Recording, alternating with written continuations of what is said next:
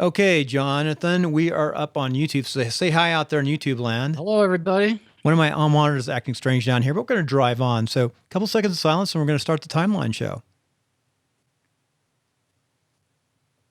Welcome to Timelines of Success. Today's timeline shows a new format. We have Jonathan Gould with us, and he's got an interesting story and background, and we're going to go through that, and we're going to have those success principles. Jonathan, welcome to the show.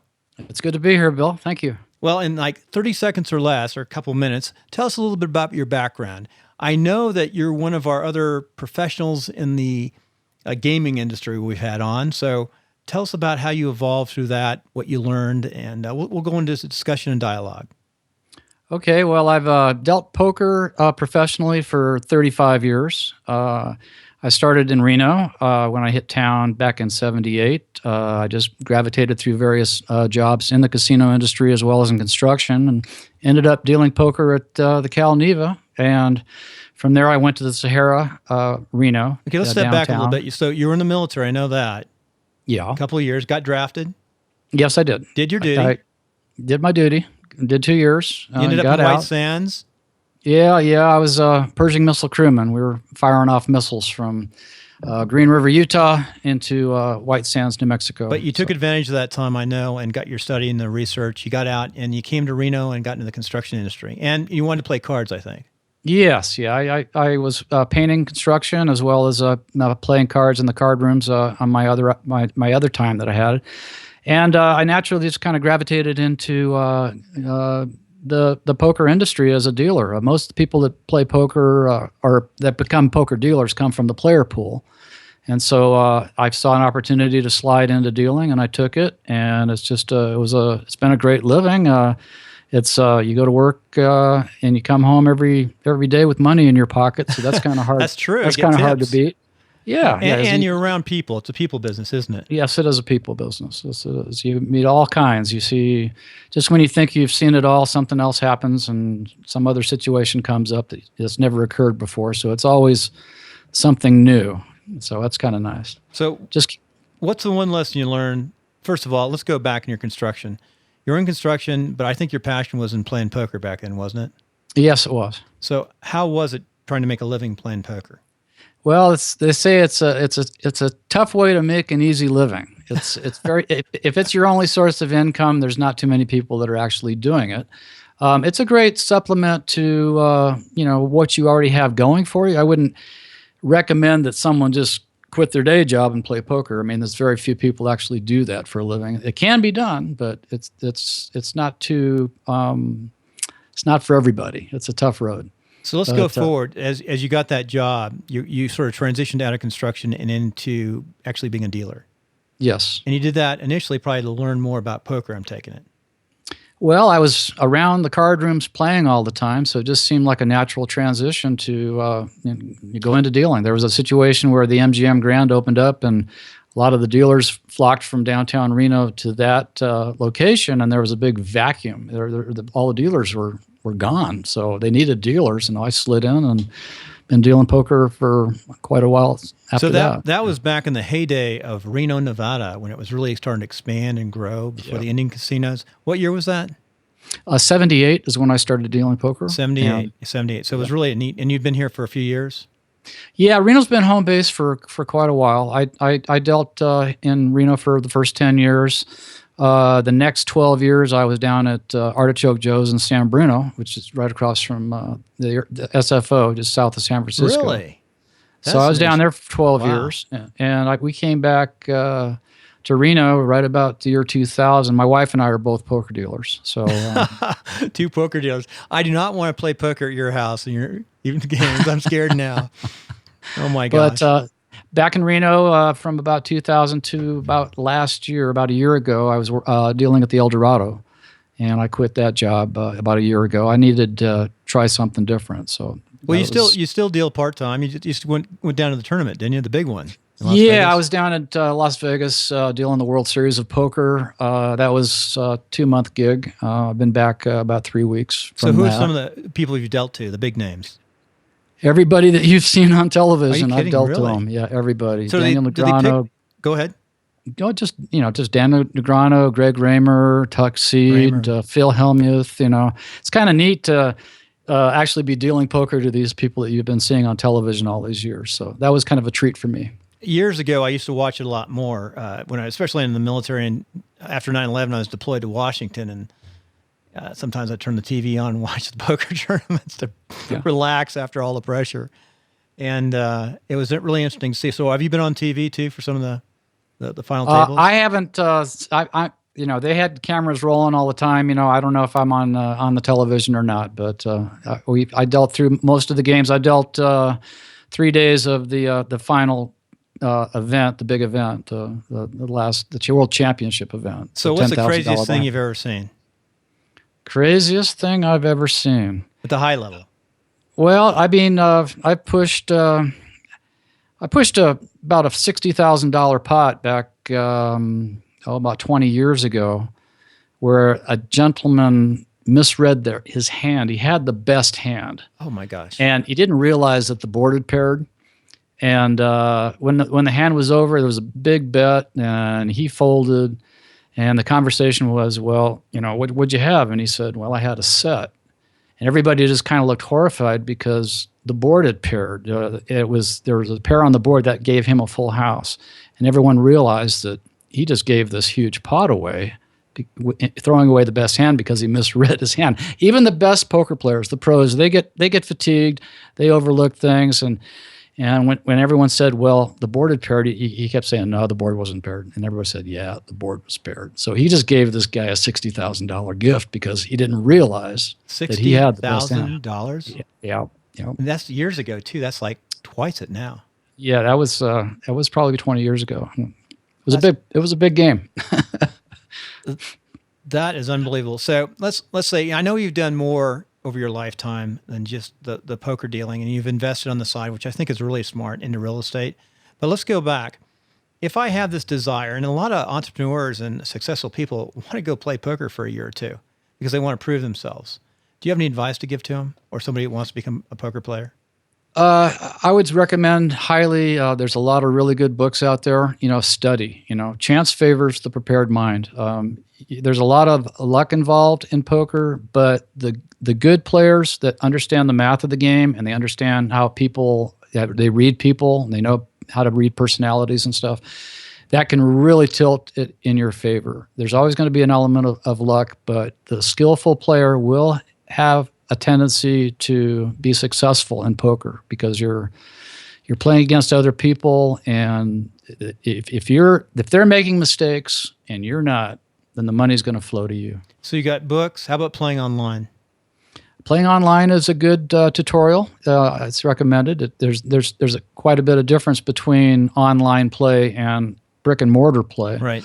But it's two different I guess you learn the technical rules by playing online pretty inexpensively. Yeah, back in the day before online poker became real popular, there were sims that you could play, computer programs that you could buy to simulate a poker game, mm-hmm. and that was a good way to get your feet wet and learn the game. Now it's evolved into online poker, and that's kind of like the same principle. Is you can practice your game at a low level of monetary risk and just get the basics down. And right. That's a good way to learn. And it's legal again in Nevada? Yeah, they just legal in Nevada. If you're in the state of Nevada, you can play online again. You have to be located in Nevada when you play, and it's legal. WSOP has a big site that they are promoting down there, the World Series of Poker. They have their own website now, right. And that's real huge. So now in the World Series, I was going to just say that you usually don't see the same people winning overall, it seems, but you always see the same people at the final tables, at least a handful of them. Well, chance favors the prepared mind, and when you're good at your craft, you can shepherd the outcome in your favor. An awful lot of big names in poker do end up getting very, very close to the final table. They get knocked out. They're in the money. You keep seeing the same people work their way through these fields of thousands of players, and so that's definitely a tell that their skill level is it's a testimony to the fact that they are skillful enough to keep getting up there. But a lot of really good poker players get knocked out early in these tournaments. There's a lot of luck involved. Do you have one favorite player? I really like Daniel Negreanu. I like Antonio Esfandiari. It's kind of hard to pronounce his last name.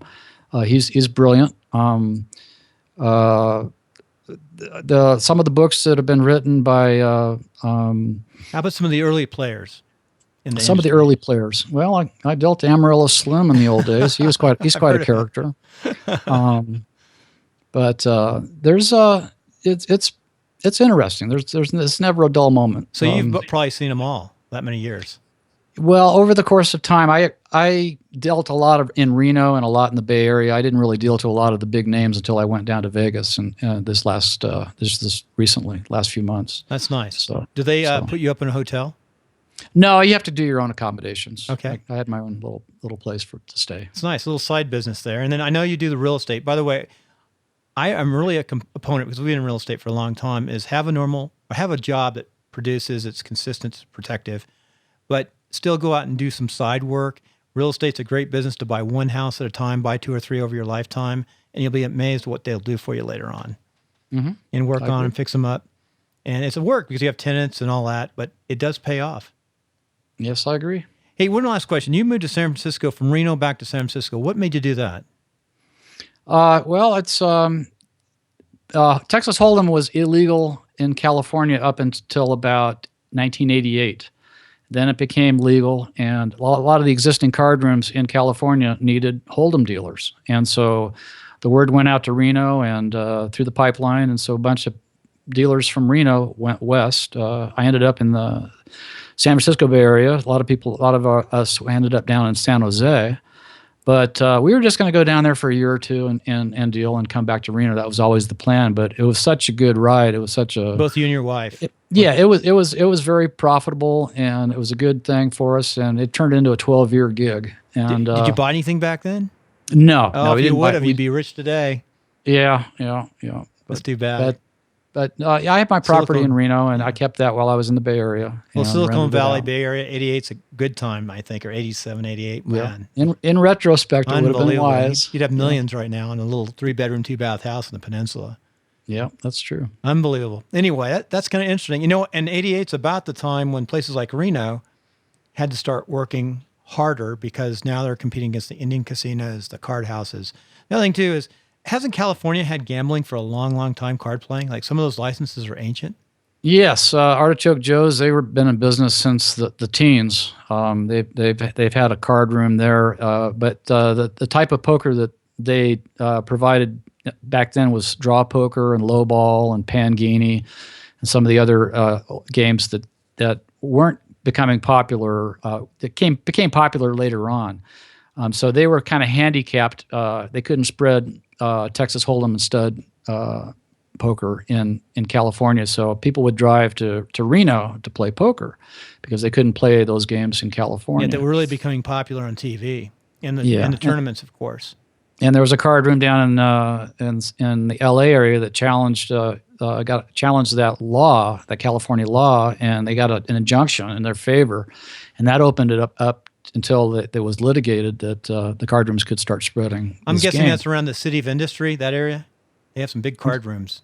Yeah, down in LA down in LA. Yeah, the Bicycle Freeway. Club, Commerce Club. Yeah, big time. Yeah, old card.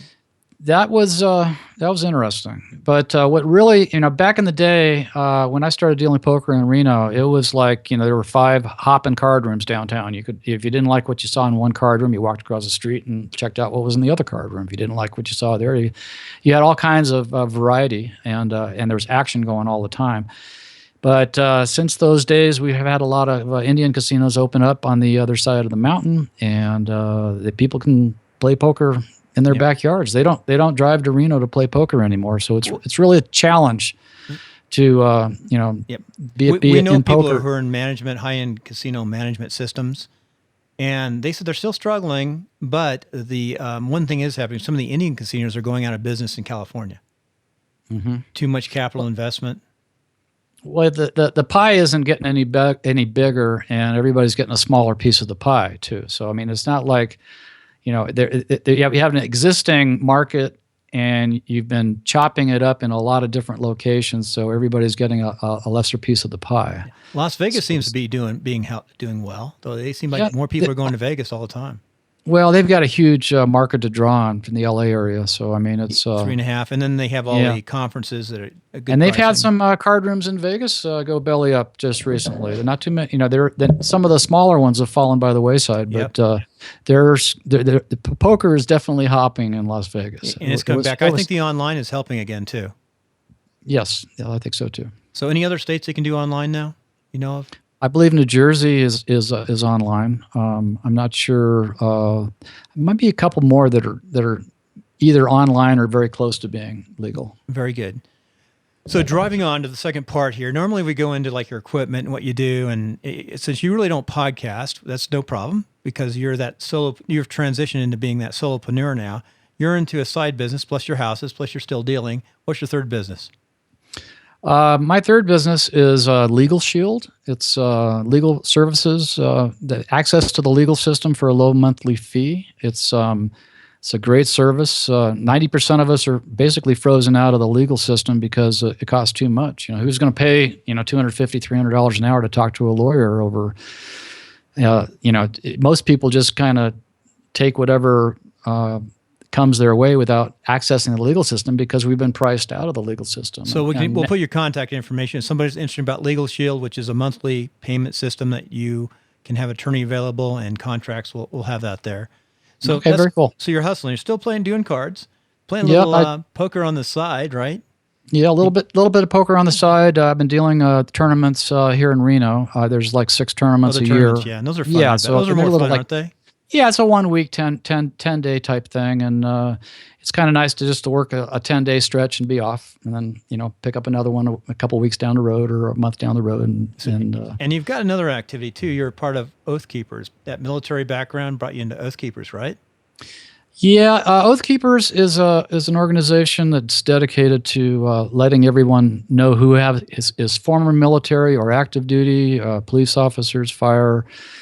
We've all taken an oath to uphold the Constitution and against all enemies, foreign and domestic. And the premise of Oath Keepers is that just because you're no longer active service doesn't mean your oath goes away. So they want to remind everyone that we've all sworn an oath to defend the Constitution. And it came about after some of the abuses that happened to the citizenry in Katrina. It was unconstitutional confiscation of lawful citizens' firearms.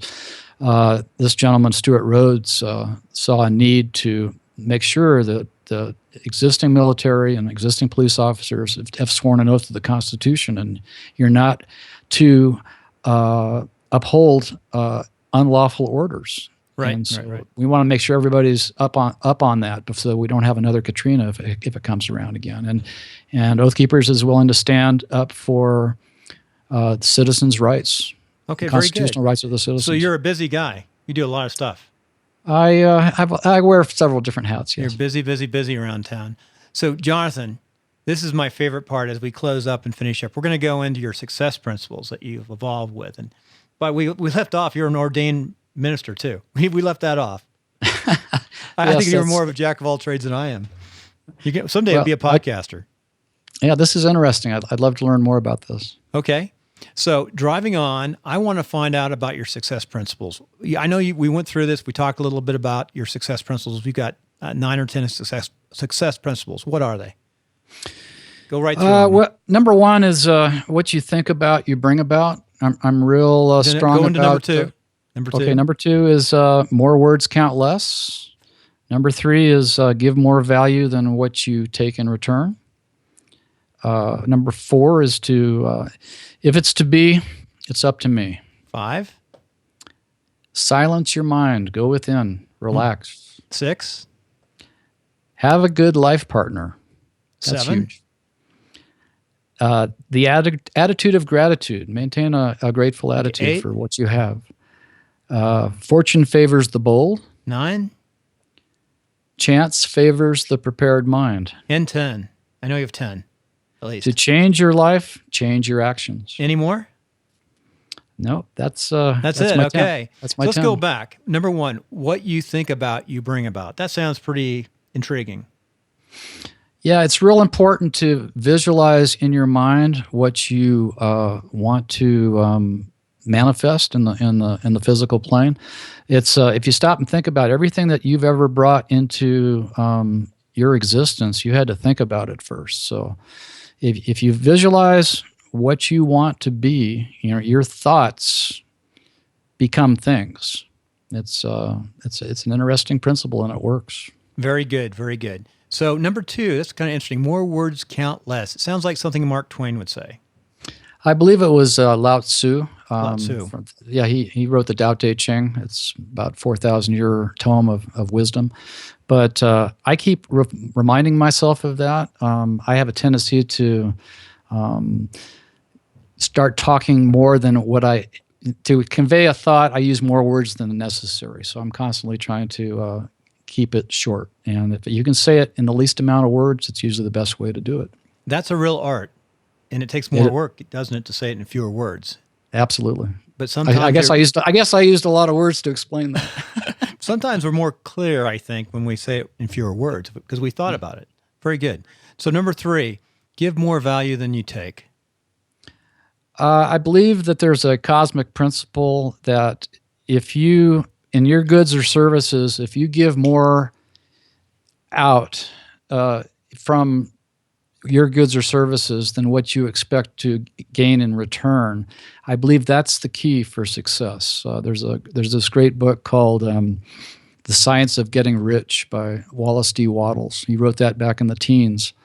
And that was one of the major things of the book was that, if you give more than what you get back in return, then that formula is what will grant you the success you're looking for. Very good. And we'll have a link on that on our website for this episode on Timelines of Success and Podcaster's Home.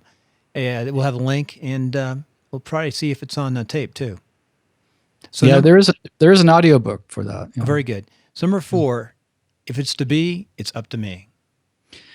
Yeah, I've had a lot of really good ideas, I thought, and they just kind of stayed ideas, but you have to, in order to manifest those ideas, you have to do the work. If it's going to be, it's up to me. You have to get off your butt and go out there and do it.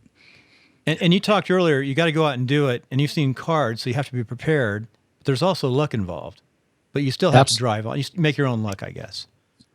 Well, it's chance favors the prepared mind. Yep. It's if you're prepared to deal with the natural fluctuations of standard deviations of luck out there, you can steer luck your way if you're prepared. And you've seen that with the card players, haven't you? Absolutely. Some of these guys are real good at that. They're dealing with luck, and they shepherd things to go their way. So silence your mind. That's interesting. Number 5, silence your mind.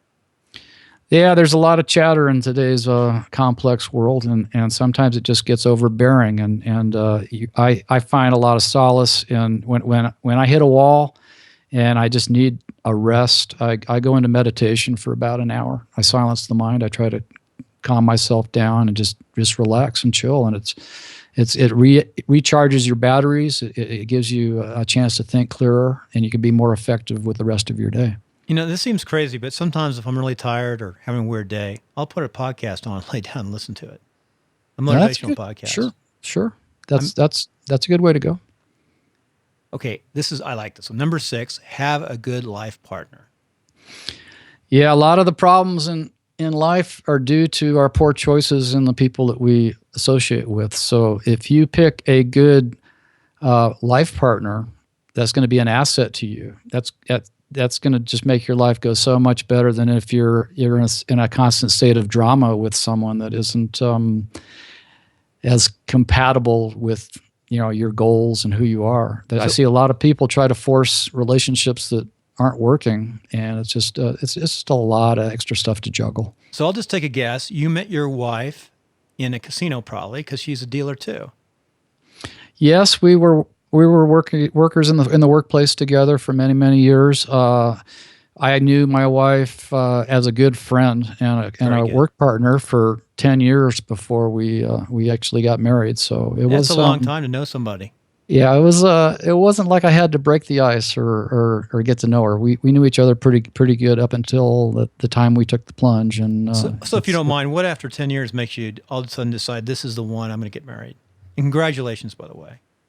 Actually, it was I didn't know what to get her for her birthday, so I gave her me. You were in Reno. Did you just go, hey, let's go over to get married? Yeah, we were out having dinner one night, and I just got down on one knee in front of everybody and said, hey, let's get married. And it freaked her out. How long after that did you get married?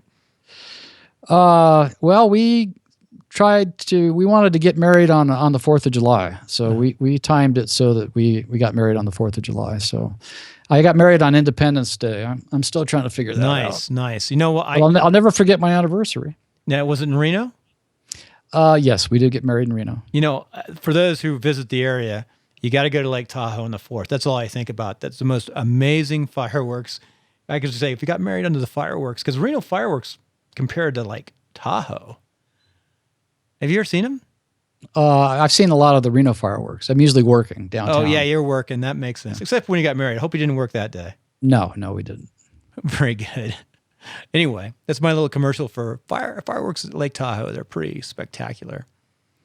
Okay, 7, the attitude of gratitude. Yeah, it's real important to be thankful for the blessings that you have, and the attitude of gratitude is real strong. It kind of primes you for receiving the further blessings and further good things coming your way. If you're not aware of the good things that are in your life right now, it's real hard to draw more of that. So it's important to take time out and be thankful for what you have and what you have in the present, and also give thanks for the things that are coming down the pike. Okay, makes a difference. Number 8, fortune favors the bold. Yeah, it's important to take risks, calculated risks, hopefully, not just blind, arbitrary risks. But if you have an inclination, if your inner voice is telling you to go a certain way, even if there's a risk involved, it's important to follow that lead and give it a shot, even if it looks like it might be a bad path or a wrong path. You can always back up, but it's important to take chances, and it's calculated chances. Are all the best card players bold at times? Absolutely. Aggression is a key factor in poker. Very passive players very rarely are successful. When you feel like you're making the right decision, you have to be aggressive, and it's aggression pays off in playing poker. Now, number 9, let's see if I got this right. Chance favors the prepared mind. I think you talked about this earlier in the show. Yeah, I think I might have slipped that in there a little bit. This is where studying the game of poker, there's a lot of great poker masters that have put their wisdom down in books, and David Skalansky is the number one theory. His theory of poker is the Bible for understanding how to play poker. There's a lot of other authors out there that are worth reading, but all your successful poker players, they read the covers off of these books, and they get the theory down, they get the game plan down. There's a lot of little small things that need to be taken account of, things that you may not have been aware of. But the best poker players have 20 or 30 books on poker, and they read them all the time. So if you go in cold and you don't have that knowledge, you're not going to have the ability to stand up to the weather the storm. So yeah, I've got my 3 or 4, but I'm not the best. Yeah, chance does favor the prepared mind. So prepare your mind, and you'll be better off with what life has to throw at you. Real quick side deviation here. Talking about poker, and it seems like all the top players have written books. Is that true? There's a lot of players that have written books. I mean, you can make some money writing a book. The big name players. Yeah, there's something to be learned from each one. Some are better than others. I know guys learn off each other's books too, and they beat them. So yeah, it's real important to read from guys the people that are actually in the trenches rather than just somebody on the sideline that's writing a poker book. So I agree with what you said. A real name, a real poker player, as opposed to find a successful poker player and read what he has to say. It can't hurt you. Yeah, I agree. That's the way, not secondhand. That's firsthand information. And then final number 10, to change your life, change your actions. Yeah, I think this comes up a lot. I found myself kind of getting in a rut dealing poker. I've been doing it for 35 years, and it's been a good life. I really can't say that that I'm disappointed or anything with it. But after 35 years, it was time for a change. I realized that that the definition of insanity is to keep doing the same thing over and over again, expecting a different result. So I did want to change the way my life was going, and I did want a change of pace, and I wanted to be more successful financially. If I just kept dealing poker until I dropped, I knew I'm going to be making a good living. I'm still going to have a roof over my head. I'm going to have food, and everything's going to be taken care of. But I really wanted something more from life than I was getting in the casino environment. So a year ago, I quit and stepped out on faith, trying some various things, some of them successful, some of them not so successful. But I wanted to find something that was a benefit to others, that could also be a benefit to me. It was a win-win situation, giving more value from what I do than what I receive in return, which I think is the key to success. And I came upon this Legal Shield opportunity. I've been a member for about a year now. I haven't really done a lot with the money-making aspects of this business, but I'm starting to launch that in a big way right now. And I have a golden product, a golden opportunity to help people and get well compensated in return. So I'm real excited about it. It seems to fit in with your Oath Keepers too. So you're doing some commonalities there. You have your property, of course, which you always need some legal representation. So it sounds like it all fits, and you do. Yeah, it's a perfect fit. It's an answer to my prayers. I wanted to find something that was a benefit to my fellow man, that could benefit me also. And my prayers were answered when I was brought into this Legal Shield opportunity. So, are there any other changes you want to make in the next 5 years? Because they say really goals. They have this thing called SMART goals, but those really aren't goals. Those are more like taskers and things that you do within a short period of time. You got one really big thing you want to do in the next 5 years? Yeah, I'd like to make a good income to supplement my Social Security. This, like I said, this Legal Shield opportunity, I believe, is the right vehicle at the right time for what I want. So you're focusing on your new business basically, and still I have a 5-year. My 5-year plan is to work real hard with this, build an organization, build a business that will make me comfortable, my wife and I comfortable for the rest of our lives. And enjoy Reno on your Harley. You got your Harley too. We didn't talk about that. Reno's a good place to drive Harleys. I like to ride my motorcycle. Yeah, I got an 87 FXR that I bought here in Reno back in 1987, and it's never run better. I love to ride. In closing, a couple quick questions. What's the one book you might recommend that we read out there, other than a few poker books? There's a great book called The Science of Getting Rich by Wallace D. Wattles. Okay. It was written back in the teens, and it's kind of dated, but it talks about certain cosmic laws and principles of how to succeed and become rich. And I think it's brilliant. I mean, it's a great read. I have it on audiobook. I listen to it quite a bit, as well as read the print. But man's got a lot of wisdom there. If you're looking for a really the formula to succeed is The Science of Getting Rich by Wallace D. Wattles. So, Jonathan, do you have an email address that the listener can get a hold of you with? I can be reached at jrg606@att.net. Okay, we've got a little static there, so say it again. jrg606@att.net.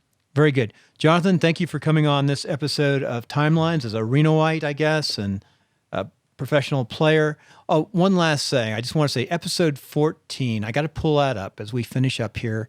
And if people want to go back and sort of see another episode that reminds me of this one, it's episode 14 from Timelines, and I've got to pull it up. And that was Connie Allen. Was a blackjack dealer and wrote a book, and she was on the East or the Midwest on the river, I guess. Rivers in Ohio, Cincinnati, Ohio. But she brought a lot of perspective like you did, and knows a lot about people, and had a good time. Now she's writing books, and you're doing a little everything now, though. Yeah, I'm loving it too, Bill. Thank you. Very good. Thank you, John. Thank you.